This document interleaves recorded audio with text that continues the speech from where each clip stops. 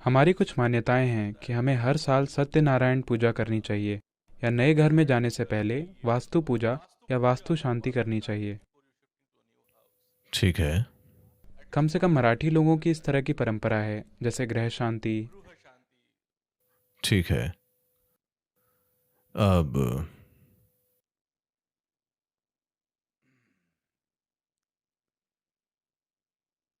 सभी पूजाएं, इससे फर्क नहीं पड़ता कि आप कितनी सत्यनारायण की पूजा करते हैं। जो असत्य आप रोजाना अपने जीवन में पैदा कर रहे हैं, कोई सत्यनारायण पूजा आपको बचा नहीं सकती। सबसे बड़ी सत्यनारायण पूजा जो आप कर सकते हैं वो है आप कम से कम खुद के साथ सच्चे रहें। आप दूसरों के साथ सच्चे नहीं बन पाते, मैं आपको उसकी अनुमति दे दूंगा, पर कम से कम आपको खुद के साथ 100% सच्चा होना चाहिए, हाँ या नहीं? ये एक अद्भुत सत्यनारायण पूजा होगी जो उसी समय परिणाम देगी। वैसे भी आपकी सत्यनारायण पूजा आप खुद नहीं करते, कोई और इसे आपके लिए करता है। शायद उसे फायदा होगा पर आपका पता नहीं। आप धुएं का सामना करते हैं और आपको खांसी हो जाती है, अगले दिन आपके नाक में नसें सूजकर लाल हो जाती हैं। आमतौर पर आपके घर में सत्यनारायण पूजा का धुआं भर जाता है। धुआं नहीं होता? महाराष्ट्र में वे धुएं का उपयोग नहीं करते हैं। अच्छा, आप धुएं का उपयोग नहीं करते हैं। ओ, दक्षिण में ढेर सारा धुआं होता है। हालांकि अब वे इसे कम से कम कर रहे हैं, लेकिन प्राचीन पूजा बेशुमार धुएं के साथ हुआ करती थी। अगर सत्यनारायण स्मार्ट हैं तो वे इसके नजदीक कभी नहीं आएंगे। आप सत्यवादी बनिए, यह सबसे बड़ा सत्यनारायण व्रत है जो आप ले सकते हैं। That you take on his form. यानी आप उनकी तरह बन जाइए, कम से कम खुद से। दुनिया के साथ नहीं तो कम से कम खुद के साथ सच्चे बनिए। दुनिया के साथ भी आप इसे अपना सकते हैं, यह बहुत ही शानदार होगा, पर अगर वो आपके लिए संभव नहीं है तो खुद के साथ बिल्कुल सच्चे बनिए। आप देखेंगे कि जीवन बहुत सुंदर हो जाएगा। अब ये वास्तु, मुझे पता नहीं है कि आप केवल उस पूजा की बात कर रहे हैं जो प्रवेश के दिन की जाती है या इमारत को बनाने के तरीके की। हाउस वार्मिंग एक चीज है।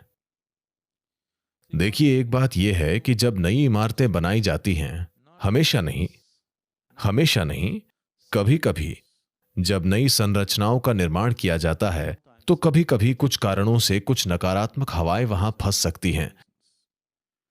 तो इसके पीछे विचार यह है कि जब द्वारा एक नई सकारात्मक ऊर्जा का निर्माण हो और हवन का भी कुछ प्रभाव हो, अग्निहोत्र और अन्य चीजों से वातावरण कुछ हद तक साफ होता है।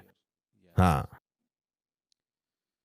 सबसे बढ़कर आप एक नए स्थान पर जा रहे हैं और आप कोई ऐसे व्यक्ति नहीं हैं जो इन सब से परे हैं। नहीं, आप कोई ऐसे व्यक्ति हैं जो इतने जागरूक हैं कि किसी चीज को देखकर समझ जाएं कि वो क्या है। आप जागरूकता की उस स्थिति में नहीं हैं, इसीलिए आपको कोई नई जगह में प्रवेश करने के लिए एक मानसिक प्रोत्साहन की भी आवश्यकता है, क्योंकि आपकी मूल भावना डर है। कृपया देखें, आपकी सबसे बुनियादी भावना डर है, तो कोई भी छोटी सी बात आपके जीवन को परेशान कर सकती है।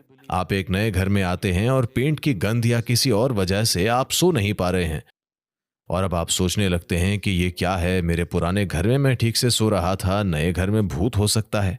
आप बर्बाद हो जाएंगे, हैं? आप खत्म हो जाएंगे। बहुत सारे लोग कभी भी उस एक विचार से खुद को निकाल नहीं पाते, वे बस और आगे बढ़ते रहते हैं, सोचते रहेंगे और खुद को खत्म कर देंगे।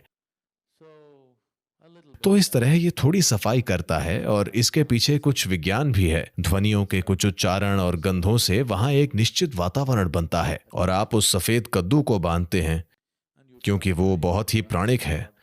उसमें प्राण गूंजते हैं तो धीरे धीरे सकारात्मक ऊर्जा फैलती है, पर अगर आप इसे अपने पेट में डालें तो यह और भी बेहतर होता है। आप जानते हैं, मंदिर निर्माण के इस विज्ञान को एक बड़ी ऊंचाई पर ले जाया गया है। देखिए, आपको यह समझना चाहिए कि भारतीय मंदिर कभी भी पूजा या प्रार्थना स्थल के रूप में नहीं बनाए गए थे।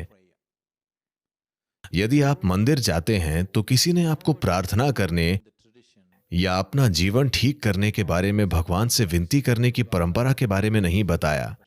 उन्होंने आपसे कहा, यदि आप किसी मंदिर में जाते हैं तो आपको वहां थोड़ी देर बैठना चाहिए, है ना? क्योंकि ये स्थान ऊर्जा के केंद्र हैं, वे प्रार्थना के स्थान नहीं हैं। किसी भारतीय मंदिर में कभी भी कोई प्रार्थना नहीं करवाता है ना। देखिए, मान लीजिए कोई दूसरा पूजा का स्थान हो तो वहां कोई प्रार्थना कराता है। भारतीय मंदिर कभी भी किसी भी समय कोई ऐसी जगह नहीं थे, क्योंकि इन्हें एक ऊर्जा केंद्र के रूप में बनाया गया था, न कि प्रार्थना के स्थान के रूप में। अपना दिन शुरू करने से पहले आप नहाते हैं, वहां जाते हैं, कुछ समय के लिए वहां बैठते हैं और फिर बाहरी दुनिया में जाते हैं। ये पब्लिक बैटरी चार्जिंग स्थान की तरह है। और ये भी कहा जाता है, अगर आप आध्यात्मिक मार्ग पर हैं तो आपको रोज मंदिर जाने की जरूरत नहीं है। क्या आपको ये पता है? हाँ, क्या आप इस बारे में जागरूक हैं? जो लोग आध्यात्मिक मार्ग पर हैं उन्हें हर दिन मंदिर जाने की जरूरत नहीं है। क्यों? क्योंकि उनके पास खुद को चार्ज करने के तरीके हैं। फिलहाल आप प्राणायाम या ध्यान कर रहे हैं, ये खुद को चार्ज करने के तरीके हैं। आपको सार्वजनिक चार्जिंग स्थान पर जाना आवश्यक नहीं है। आपके पास अपना निजी चार्जर न हो तो आप सार्वजनिक बूथ पर जाकर खुद को चार्ज कर सकते हैं। जब मंदिर का आकार, बाहरी परिक्रमा, गर्भगृह, आकृति और आकार, मूर्ति की आकृति और आकार, मुद्राएं जो मूर्ति धारण करती है, इनको प्राण प्रतिष्ठित करने के लिए जिन मंत्रों का उपयोग किया जाता है, यदि ये सभी चीजें ठीक से मेल खाती हैं, तब इनके चारों ओर ऊर्जा का एक बहुत मजबूत क्षेत्र होगा। आप बस वहां जाइए, वहां बैठिए, उन्हें आत्मस्नात कीजिए और आ जाइए। यह आपके लिए बकवास करने का समय नहीं है या किसी और के करने का। आपको बस वहां चुपचाप बैठना है और वहां जो भी है उसे आत्मस्नात करना है। हमने ज्यादातर मंदिरों को नष्ट कर दिया है क्योंकि हम नहीं जानते कि उन्हें कैसे बनाए रखा जाए। आवश्यक समर्पण और इसे बनाए रखने का आवश्यक विज्ञान खो गया है। कई सैकड़ों मंदिर खत्म हो गए हैं, केवल पत्थर बाकी रह गए हैं। ये पत्थर को दिव्यता में बदलने का विज्ञान था, पर अगर आप अनजान हैं तो आप दिव्यता को फिर से पत्थर में बदल देंगे। पत्थर को कैसे परमात्मा बनाया जाए, इसका पूरा विज्ञान है। इसे इस तरह से क्रियाशील करने के लिए कि ये आपसे बहुत अधिक और बड़ी संभावना बन सके, पर शायद आप बस इसे तबाह कर दें। आप में से कुछ को शायद आपको ध्यान लिंक ब्रोशर मिल गया, आपको शायद चित्र मिल गया हो। अगर आप देखना चाहें तो पुस्तक बाहर मिल जाएगी। आपको वहां जाकर बैठना होगा। इसे मंत्रों के माध्यम से नहीं बल्कि प्राण प्रतिष्ठा से ऊर्जावान बनाया गया है। इसमें जबरदस्त मेहनत लगी है। एक तरह से जो मैं अभी कर रहा हूं वो मेरा काम नहीं है। मैं मूल रूप से मैं सिर्फ लिंगम को प्रतिष्ठित करने आया था। कुछ और हो जाने के कारण मैं इसमें शामिल हो गया और मैं थोड़े समय कुछ समय बिता रहा हूं, वरना मेरा बुनियादी काम सिर्फ ये करना था। मेरा कभी भी प्राण प्रतिष्ठा के बाद रहने का कोई इरादा नहीं था। हमेशा से योजना यही थी कि प्रतिष्ठा होते ही मैं चला जाऊंगा। कुछ कारणों से मैं रुका रहा और चीजें चल रही हैं। आप बस इस मंदिर में प्रवेश कीजिए। आपको शिव या किसी भी बकवास पर विश्वास नहीं करना है। आप बस यहां आकर बैठिए। ये एक बहुधार्मिक मंदिर है, इसीलिए सभी धर्मों के लोग यहां आते हैं। बस यहां बैठिए, यह आपकी रीढ़ की हड्डी को हिला देगा। यह स्पंदन इतना शक्तिशाली है क्योंकि इसे इस तरह से प्रतिष्ठित किया गया है। इस प्राण प्रतिष्ठा को आप नष्ट नहीं कर सकते।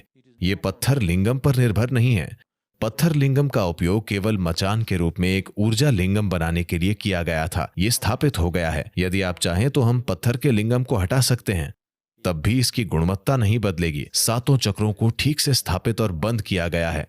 यह अविनाशी है। अगर आप इस ग्रह को भी नष्ट कर देते हैं तब भी आप इसके स्वरूप को नष्ट नहीं कर पाएंगे। ये ऐसा है। ये योग विद्या में एक संपूर्ण विज्ञान है। ये एक बहुत ही गहरी विज्ञान है कि इसे कैसे बनाया जाए। जो लोग प्राण प्रतिष्ठा की प्रक्रिया के दौरान वहां मौजूद थे, जो लोग इसके गवाह हैं, सिर्फ वे जानते हैं कि अविश्वसनीय चीजें हुई हैं।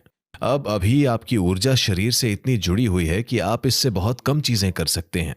यदि आपका शरीर के साथ संपर्क कम से कम हो जाए तो आप बहुत कुछ कर सकते हैं। ये ऐसा है, मान लीजिए आपने कुछ मिट्टी ली और 10 बर्तन बनाए। अब आपने इसे अभी तक जलाया नहीं है, यह अब भी ताजा है। अब आप उन्हें फिर से लेकर 12 बर्तन बना सकते हैं। यदि आप चाहते हैं तो इससे 20 बर्तन बना सकते हैं, क्योंकि मिट्टी अब भी लचीली है और आप इस पर काम कर सकते हैं। तो समाधि की अवस्था का मतलब है यह उस चरण पर वापस जा रहा है जहां मिट्टी अब भी लचीली है और आप इसका इस्तेमाल कर कुछ और चीजें बना सकते हैं। आमतौर पर जब लोग समाधि की स्थिति में होते हैं तो हम उनकी रक्षा करते हैं। हम उन्हें बहुत संरक्षित वातावरण में रखते हैं क्योंकि छोटी मोटी बाधा से वे शरीर छोड़ सकते हैं। कोई व्यक्ति समाधि की गहरी स्थिति में है, आप बस ऐसा करते हैं, वो शरीर छोड़ सकता है क्योंकि ये इतना सूक्ष्म है। थोड़ी सी हलचल से ऐसा हो सकता है। इसलिए लोगों को उस अवस्था में रहने के लिए प्रतिष्ठित करने और शारीरिक रूप से सक्रिय होना सिखाने के लिए जबरदस्त ट्रेनिंग की जरूरत है। मुझे सही तरह से लोगों की तलाश करने और उन सभी को एक साथ लाने और धीरे धीरे इस स्थिति को तैयार करने में 20 साल लग गए। आप इसका अनुभव अवश्य करें। अपने जीवन में आपको इसका एक बार जरूर अनुभव करना चाहिए। ये कुछ ऐसा है जिसे आपको जरूर देखना चाहिए। आपको किसी भी चीज पर विश्वास नहीं करना है। आप बस वहां जाकर बैठिए, आप देखेंगे ये आपको खुद में समा लेगा।